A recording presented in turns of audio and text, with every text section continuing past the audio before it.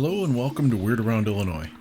In our last episode, we spoke to Henry, who had shared a Dogman story with us, and in his interview, he went in depth on the nature of Dogman and some of the weirdness that accompanies Dogman and some of the experiences that he's had. And at the end of that segment, you may recall that he indicated that everything started for him in Illinois.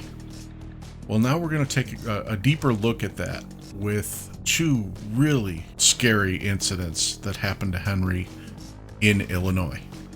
Let's take a listen and let's get weird. Oh, this also kind of explains why these things are sighted near military bases so often. Well, let me tell you a little secret. There's a place in Illinois, and I won't say the name because I had to do some work there one time. I was looking for somebody. They had me deliver a package, pretty good sized box. I didn't open the box up.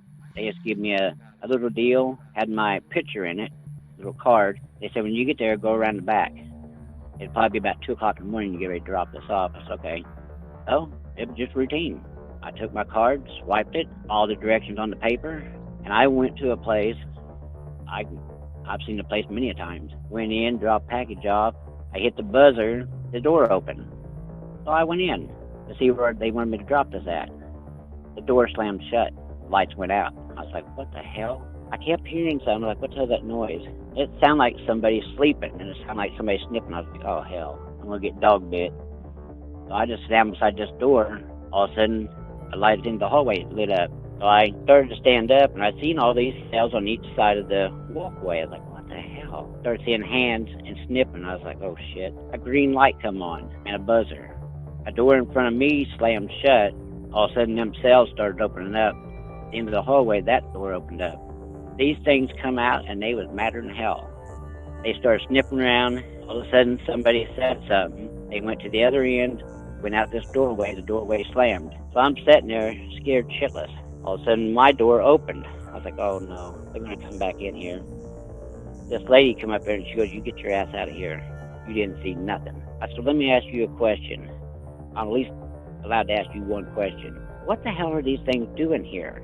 She said, they got to eat sometime. What do you mean they got to eat? She goes, they have to eat. And this is a facility that's run by the state. So I started questioning around this area. And I'd heard of several people that they had family in there. Sometimes these people don't go to sleep. They wander outside. They don't ever find them. So it's just one of those things. They're everywhere. These people have these things. They could be right underneath your nose, and you never know it. These are people that don't. These are people that they was feeding them to. These are people that wouldn't matter to people like most people. Just like people says they're in the country. They're in the cities too. I can guarantee you they are. And when people go missing, first thing that comes out of the news, pit bull attack. Dude, not no pit bull attack. How in the hell does a pit bull carry a little boy to the top of the mountain, deposit his body, and then keep going? I can tell you right now, but if it was a pit bull, they ain't gonna drag that person up halfway up the mountain.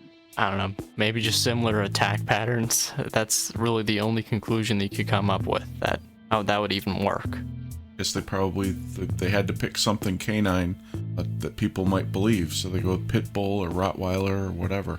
So maybe the key to identifying some of these things is to look up, fatal dog attacks in the area. That's if you really want to know, that's what you do. Because it ain't going to be no headlines out there, other than if you go to Wisconsin. Wisconsin, they have that one sheriff kept a werewolf file is what he called it. Yeah. In all these towns, look up coy dog attacks, which is a regular dog that's been dumped and it's bred with a wild dog and just went back to being wild. That's how you'll find a lot of these. Like I said, I'll go ahead and throw a name out. You'll probably know this name, because I tell you. You ever heard of Palmyra, Illinois? I'm sorry, what was that town again? Palmyra. No, I'm not familiar with Illinois. Is that That's in southern? where that massacre took place. No, it's in the middle section of Illinois. Okay. Just south of Springfield. Okay. Definitely be checking that that out. Up there, I was cutting corn out of beans. I was a kid, and I wanted to buy a mini bike. So I went and stayed with my uncle, and his boss gave me a job cutting corn out of beans. So during this time, I was working, and I kept seeing these funny-looking trucks. I just figured it was National Guard out doing whatever they do. So one night we was sitting there and heard the sheep bawling. Like, what the hell? So we went out of the house, and his boss lived across the lake, not even a quarter of a mile. You could see their house. So we went out and cut across the levee and heard something come tearing through the brush. So we went back to the house. My uncle said, what the hell was that? I said, I don't know. But we standing there talking, and my uncle said, hey, I want to show you my new gun. So he got his 30-30 out. I was looking it over. Just happened to look over on the pond dam, and there was two of them standing, just watching us. My uncle said, that's the funniest looking damn dogs I ever seen. He goes, let me see that back. He fired a shot, not at them, just over their head. They went down the levee, down to the bottom of the hill, jumped the fence. Later that night, my uncle said, let's take a ride. Okay. So we got to get in the truck, and his boss come over there flying in the driveway, and he goes, Todd, you do me a favor? I said, yeah. He goes, get out of the truck. Walk up to the house and stay there, and I got to talk to my boss. Okay. I didn't know what the hell was going on. Heard them talking. All of a sudden, my uncle goes, hey, get in, we're going for a ride. Tell my wife we're going to leave. We'll be back in a little bit. I said, okay. And this is how it started there. We got in the truck, went up out of the driveway, turned to the left, went up, turned back to the left again, and there was a house sitting there. Well, I knew him, and he did too. You know, I was always at my uncle's house farting around. Went check on him. The plate glass window, I guess you guys would call it a picture window, great big huge window, probably like a 6 foot by maybe 5 foot window. The window was busted. Went up, knocked on the door. Nobody answered, so went back to the window, and it looked like somebody blew these people up. There was chunks of them everywhere. So my uncle called the cops. We stayed there. Local sheriff showed up. He was like, my God, what happened? My uncle said, I don't know. And I started to speak up and say what I had seen on the pond levee, and my uncle turned around and hit me. He goes, go sit in the truck. I went sit in the truck, and that cop there and talked. It looked like a massacre. My uncle said, I don't know. He said, my boss said that they heard some noises, so they sent us to go over there and check out these people. They were slaughtered. I mean, literally slaughtered. 2 nights later, another family got hit. An old man and old woman, every night, their property joined my uncle's farm and his boss's farm there. They would always come up, and we could see them, but they didn't come up that night in that little Ford tractor. So we went over to check on them. Couldn't find them. The house looked like a bomb had went off, so we was walking around, looking around. So my uncle said, that little Ford tractor is gone.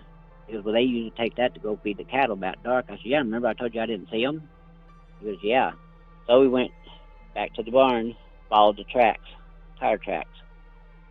He always had this on the 3-point hitch on the back. He always had this hog carrying crate, and the old woman would put buckets in there, and she would sit on top of it.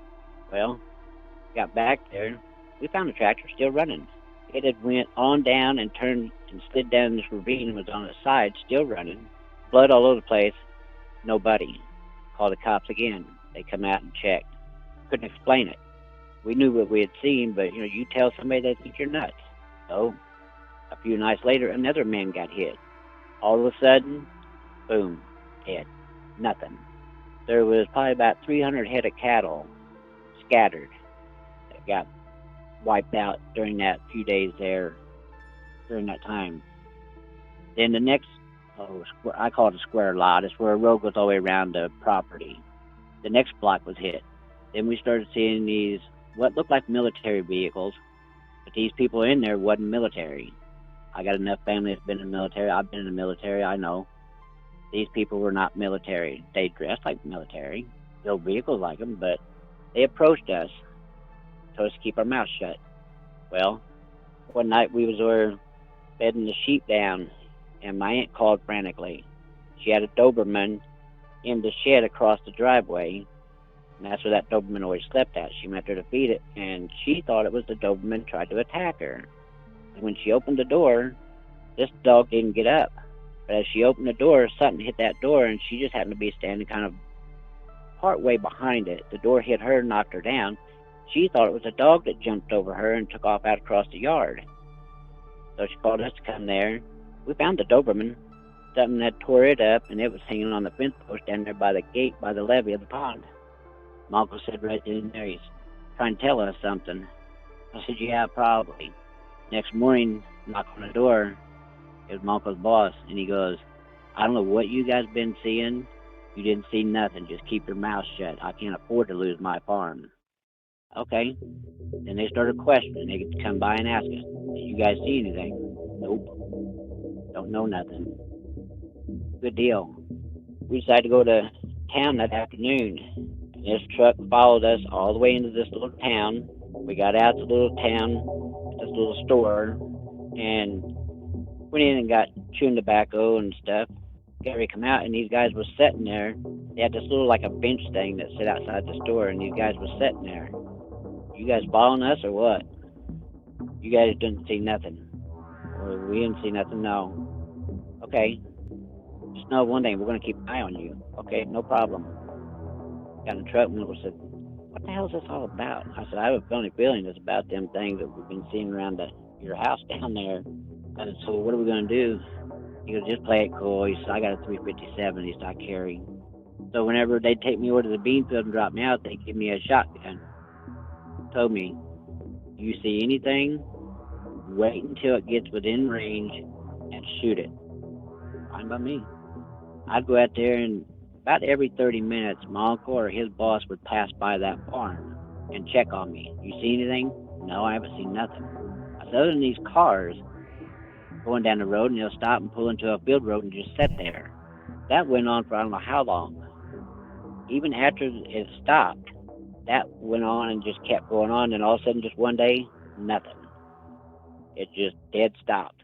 There was nothing going on anymore. The town went back, well, the country and the town went back to being just normal. But I don't know why they sicked them on these people. It ain't like they were a military threat. And there was 2 old cemeteries by these places that was there from the early 1800s. That had something to do with it. But I told my uncle, it's just funny. It started with no warning, and it ended with no warning. And to this day, my uncle will be like, get talking to him usually by himself out in the shed, especially if he'd had a few beers. Remember that time them things was attacking people up there? And he goes, yep. And he said, I don't go out at nighttime. He said, if I walk out to my shed out here, he said, I turn the porch light on, and I got the other light on at the shed. To this day, he's scared of the dark. No nothing to do with it. It almost sounds like it was a test, like a training exercise or something, and those poor people were just, in the wrong place at the wrong time when they decided to release these things to see what they could do. Yeah, and either way, no matter what that is, men in black, real military, something within the government, that's a real abuse of power nonetheless.